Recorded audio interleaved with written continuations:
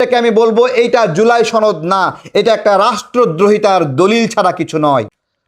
তার চেয়ে গুরুত্বপূর্ণ, বাংলাদেশে নিবন্ধিত 63 রাজনৈতিক দলের মধ্যে অধিকাংশ দল এই সনদে স্বাক্ষর করেনি। যেহেতু অধিকাংশ দল স্বাক্ষর করেনি, তাই এটা অধিকাংশ দলের সনদ নয় এবং এইটা বাংলাদেশের অধিকাংশ জনগণ এটার পক্ষে হাঁ দেয়নি।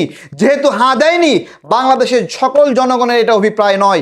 বলতে পারেন ভোটারদের যারা ভোট দিয়েছে তাদের বেশিরভাগ হাঁ বলেছে। হ্যাঁ, যেই ব্যক্তিগুলো ভোট দিতে যায়নি তারাও জুলাই সনদকে সমর্থন করে না এবং যেই ব্যক্তিগুলো না ভোট দিয়েছে তারাও জুলাই সনদকে সমর্থন করে না। তাহলে যারা ভোট দেয়নি এবং যারা না বলেছে, বাংলাদেশের বেশিরভাগ জনগণ এই জুলাই সনদকে সমর্থন করে না।